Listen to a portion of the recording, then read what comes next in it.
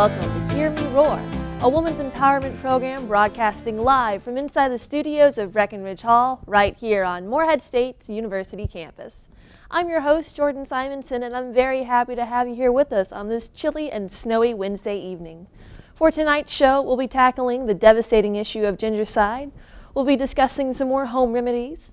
We'll be taking a sneak peek at MSU's spring production of Carrie the Musical, and just in time for Valentine's Day, we'll be answering your relationship questions. All that and more is coming up on this episode of Hear Me Roar. We'll be back right after this, so don't miss a minute.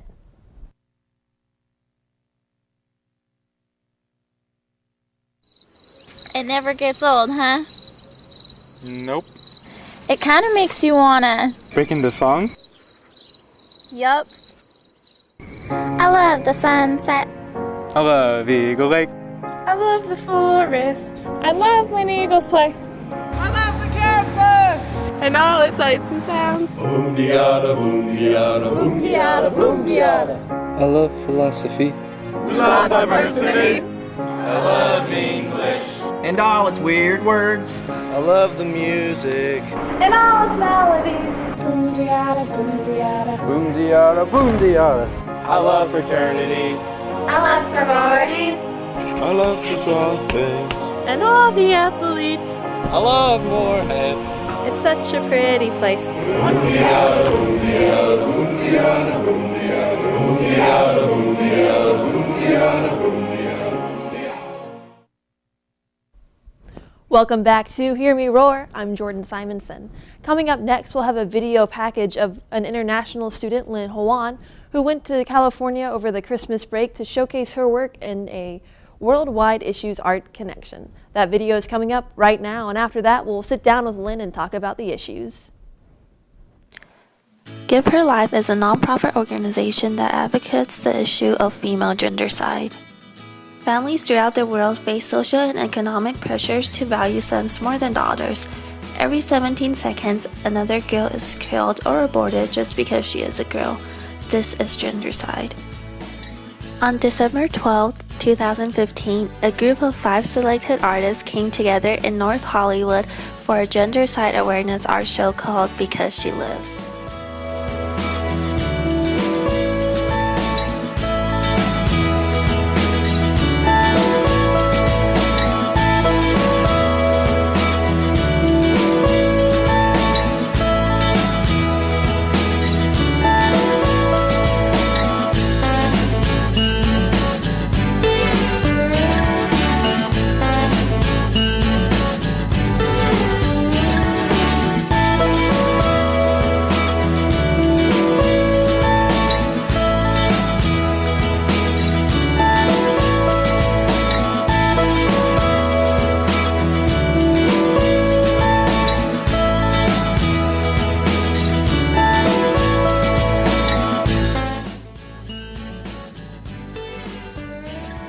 This show specifically raises awareness for her and her life and her story, but also the organization Give Her Life.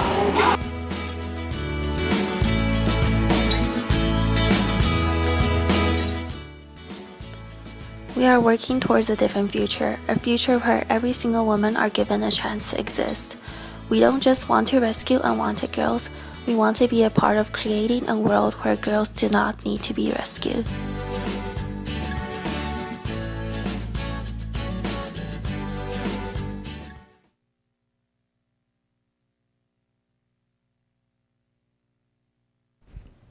Welcome back to Hear Me Roar. I'm Jordan, and this is Lynn. Thanks for being on the show this evening. Problem. So what can you tell us about this art show? So I went to California for the art show, and it was to promote the issue, to raise awareness to the issue of gendercide, which in short is the mass killing of females in countries, especially like India and China, where they feel a pressure to eliminate girls. Why would a country feel pressure to eliminate half of a population? Because in those countries, female are not as valued as males. And for example, in China, since they had the one-child policy, a lot of times the parents look at their infants, and when they know it's a girl, they abort them, or after they're born, they kill them or abandon them, something like that. Because in their culture, if the woman is married to someone else, they belong to the guy's family. So it's basically like you raise a child for such a long time and then it's suddenly like disappearing kind of thing. So when a woman gets married, they can't have any contact with their... They could, but it's just like they don't like necessarily belong to the female's family anymore. So that's just like the culture and the mindset they have. How big of an issue is gendercide? It's a really huge issue. Like I mentioned in the video, every 17 seconds a female is killed. And another statistic I found is that in the past decade, there's been more killings of female than anybody who died in wars. So that's a really big deal. Is it only in China, or what other countries is this being seen in? So it's prominent in China and then India, and I'm sure there's other countries, but those two, because of their cultural belief, it's like more strong. With your painting and in the art show, how do you think that brought awareness? I think the art show was a really good idea because the 5 selected artists, so me and 4 other artists, we went to a cafe that they rented, and we got to promote those to people who would usually go to the cafe. And it was a really nice way and a unique way. Instead of just like a typical art show or just like a show about gendercide, it was through art, and that's what makes it really unique. Wow. And now we're about to take a commercial break, but when we come back, there's a nonprofit organization that's helping these ladies, correct? Right. Very cool. So when we come back, we'll have more information about how you can get involved and help.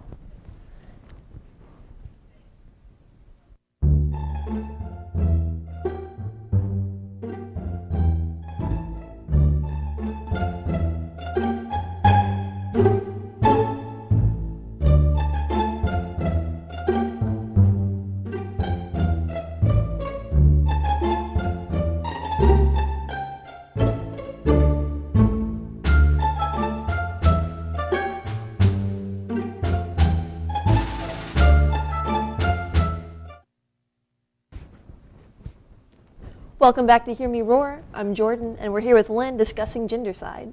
For those of you just tuning in, Lynn, can you remind us of what this issue is? Gendercide is the mass killing of females in countries like India and China and other countries, of course. But basically, the girls are either killed or aborted or abandoned just because they're girls.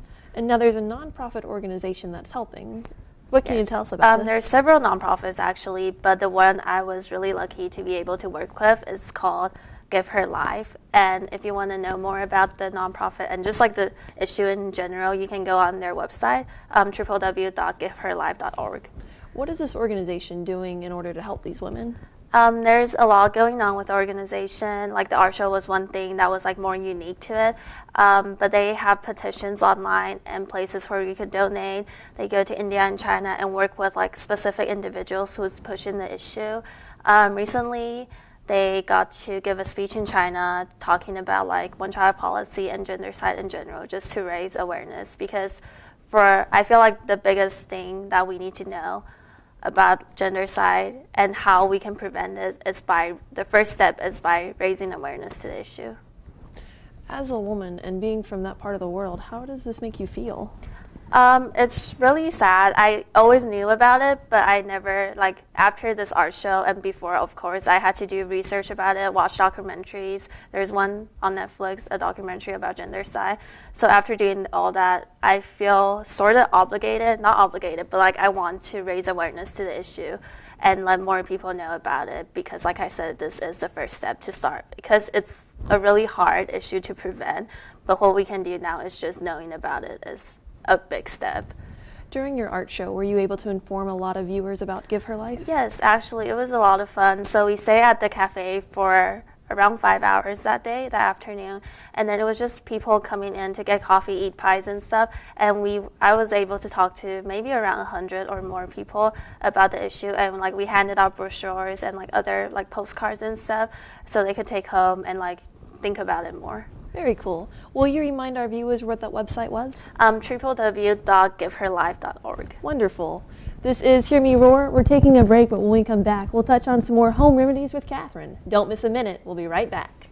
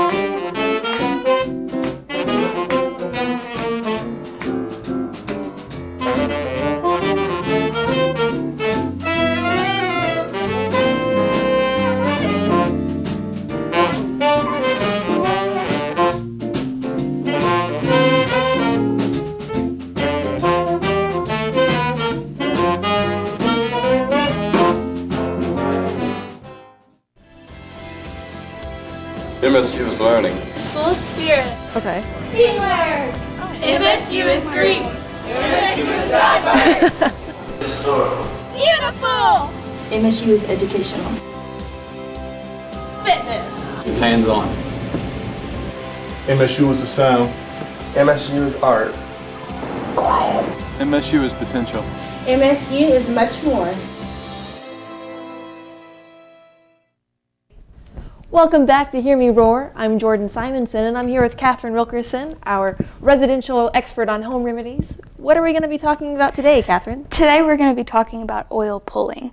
That's the process of swishing and pulling oil through your teeth and over your gums to kill bacteria in your mouth. So like a mouthwash. Yeah, essentially a mouthwash. What kind of oil do you use? I imagine it's not car oil. You want to use either coconut, sesame, or sunflower oil. They all have things in them that are going to help get rid of the bacteria and help keep your mouth really clean. How do you go about doing this safely? Well, for one thing, never swallow it because a lot of the toxins that are in your mouth can go down with it. So, yeah, you don't want to do that. But so the idea is to take 1 tablespoon of oil, put it in your mouth, and swish it for 5 to 20 minutes. The longer you can do it, the better. But some people don't like to start off with 20 minutes, so maybe start with a teaspoon for 5 minutes and work your way up. What makes these work? Well, the microorganisms in your mouth are essentially one cell, and that cell is wrapped in a fatty layer called the membrane. And so since fat loves to stick to other fat, you put the fatty oil in your mouth, the bacteria sticks to it, and then as you spit it out, it essentially leaves with the oil. How does this differ from like your Listerine mouthwashes? And because with those, you're 2 minutes and out. Right. This is it's a much more thorough process, and it has a lot more benefits for your teeth and for your body. So your mouth and the health of your mouth is very strongly connected to the health of the rest of your body. Like there are studies that have shown that people with poor oral hygiene, like they are much more likely to have cardiovascular problems like heart attack and stroke and osteoporosis. And there are even studies that say that people who floss regularly, that can add up to 6 years onto your life, believe it or not. Yeah, so keeping your mouth really clean with this oil, it's a more natural and effective way to do it than mouthwash.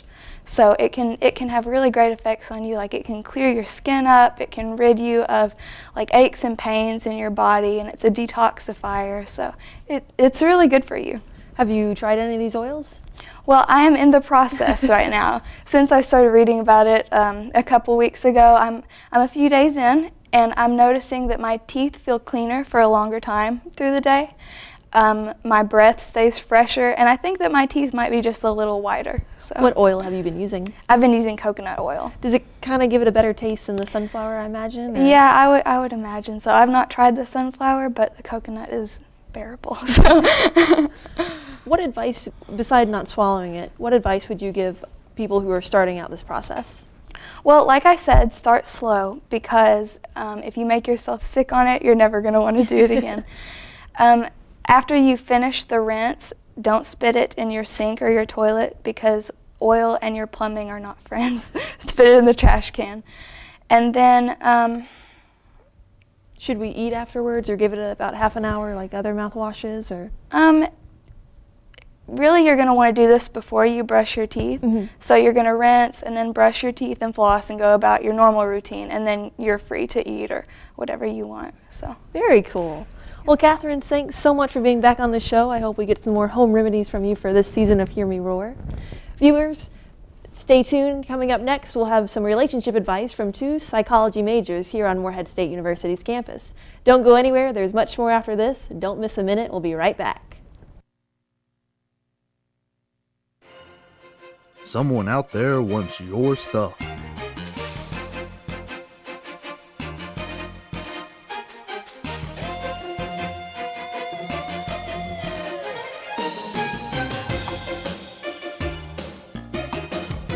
They will use your beaker buds.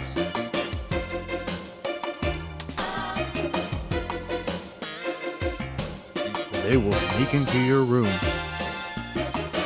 take your valuables.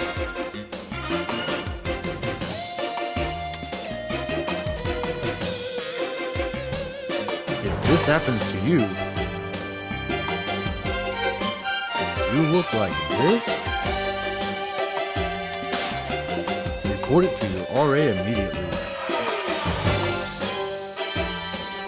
Stay alert. Protect what's yours.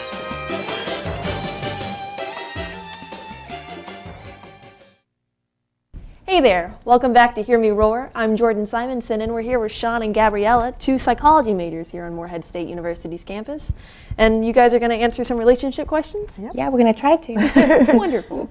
These were all brought in through our Facebook page, asked anonymously, of course. Our first question is, in relationships, you have to balance and adjust to fit your partner to a certain extent. How do you know if you're challenging too much for them or changing too little for them? And should you change at all? I personally think it's important to have a strong sense of self, basically who you are as an individual. So basically knowing who you are as a person can help that balancing after the two personalities. So basically know who you are as a person rather than, and it's not really about changing yourself, but it's about building each other up, having a balancing act between the two personalities and the two partners in the relationship.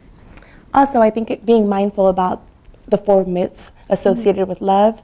And the 4 myths are, there's no such thing as a perfect guy or a woman. There's no such thing as everlasting love.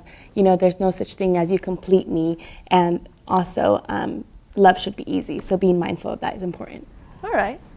Our next question is, should I actively be looking for a relationship, or will the one find me?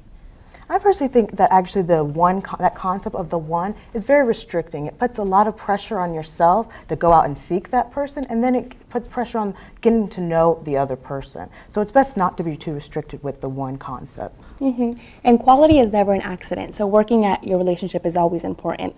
Another thing to keep in mind is that we create our change. So if we don't like something in our relationship, then do something about it. It's important. So someone who you didn't think was the one could become the one through the relationship. And that's why it's good to focus on friendship and companionship with a partner rather than the romantic aspect so much. Very cool.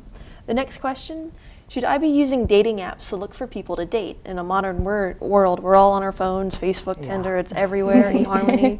So. Yeah.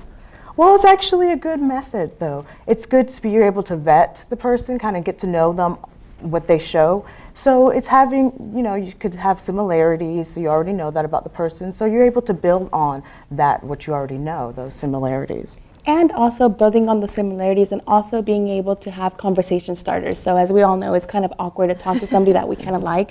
But if we have seen them on a social media platform or a dating site, then we're able to see what kind of things we have in common, and we can have conversation starters that way too. So it's actually very beneficial in our opinion. Very cool.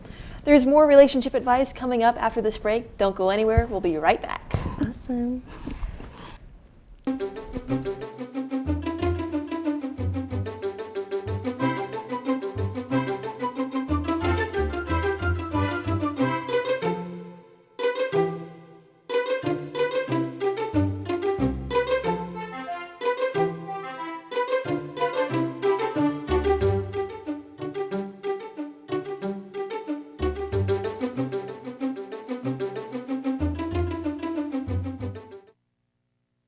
Welcome back to Hear Me Roar. I'm Jordan Simonson, and we're here today with Sean and Gabriella, two psychology majors from Morehead State University, and today we're discussing relationship advice. People have sent in questions on our Facebook page anonymously, of course. Our next question is, I'm a 17-year-old who has never had a girlfriend or even a kiss. Any advice? So be mindful of those 4 myths that we kind of talked about earlier, kind of not setting yourself up for failure, creating an experience free from expectation, I think is important. And it's important not to fixate on the fact that you haven't had the kiss. So it's very normal. Most people don't have kisses early on in their relationships or in their life. So it's nothing wrong with that. There's nothing wrong with not having your first kiss at 17. Yeah. So instead of chasing after it, you should focus on yourself a little and enjoy life. And enjoy life, build friendships. Yeah, be kind of more easy, because I feel like when you have expectations or when you feel like, oh, I should be doing this, or I should be saying this, or I should be looking at her or him this way, just kind of being more easy about it and then just going with the flow a little bit. Yeah, definitely. Our final question is, what do you do if you love someone who has abused you? Yeah, so this is a very heated question because it's very complex. So the thing that I would say is when you have when you are in a relationship like that, seeking outside help, that is in a friend, somebody professionally, to kind of vent what you're kind of going through, I think is really important. It's best to seek outside advice. It's not an easy, simple, or yes or no response. It's not black and white. There's many variables that go into a relationship itself, and then let alone an abusive relationship. So there's a lot of emotions, a lot of feelings involved. So it's best to seek outside advice, professional specifically. Yeah. Now with Valentine's Day coming up on Sunday, yeah. What's that do with the love in the air? Does it kind of make people on the fritz a little, or are people more excited, more happy? It builds expectations. You have very high expectations, especially if you're not with someone. But it's good to enjoy people, enjoy friendships, enjoy relationships that you do have. So focus on that rather than whether or not you have a partner. Yeah, not being so fixated on, I need to find someone, or I need to be talking to someone, or I need to go on a date. It's better just to not really invest so much energy on that. Wonderful. Well, Sean, Gabriella, thank you so much for being on our show today. Yeah. I believe we'll be doing some more of these questionnaires. Yeah, we will. We'll be here more often, hopefully. For those of you interested, our new Facebook page is facebook.com/MSU Hear Me Roar, or you can simply search Hear Me Roar in the search box. There'll be questionnaires, up-to-date news, so stay in tune, give us a like, and we'll be back with more right after this on MSU TV. Don't miss a minute. We'll be right back. MSU is learning. School spirit. Teamwork. MSU is Greek. MSU is diverse. Historical. Beautiful. MSU is educational. Fitness. It's hands-on. MSU is the sound. MSU is art. MSU is potential. MSU is much more.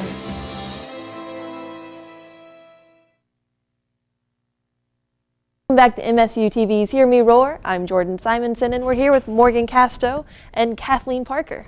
Hello. You guys are both working on the Carrie the musical. Yes, ma'am. What are your roles? I am playing Carrie White, and I am Margaret White. So the mother, or the daughter and the mother. Yes. Yep. How does that kind of relationship play? Well, we love each other very much. Yes, sometimes it's tough love, but we definitely love each other. And there's lots of, if you've seen the movie, it's very similar to the book and the first movie, I think. But there is just so much power behind some of the language in the show. So if you're coming to the show, be prepared. It will definitely affect you. It's not one of those like corny horror. No, it's or anything.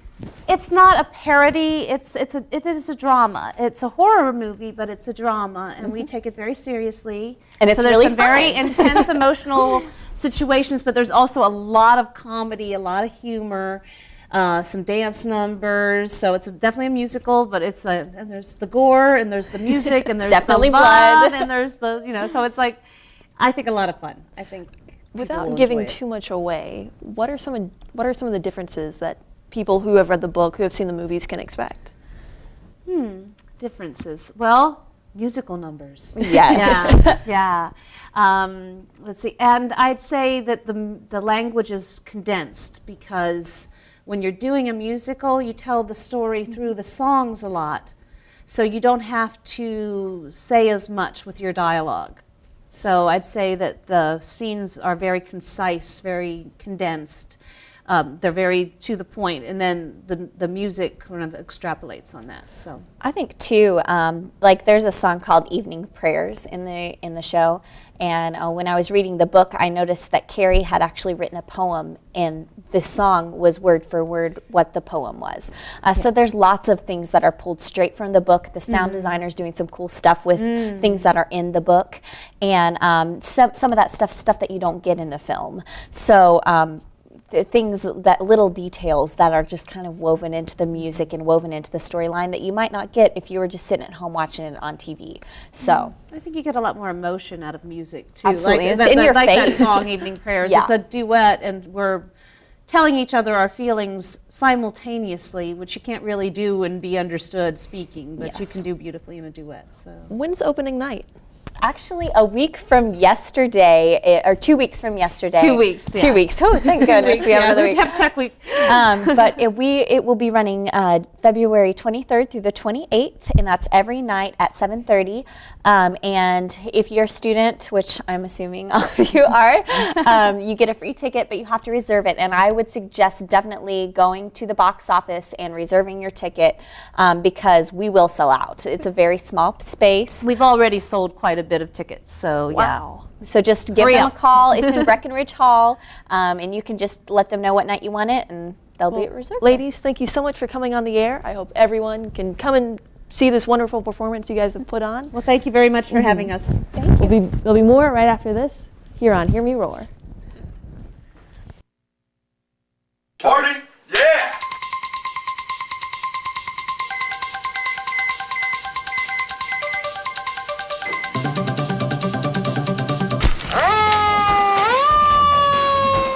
Hold up, what are you guys doing?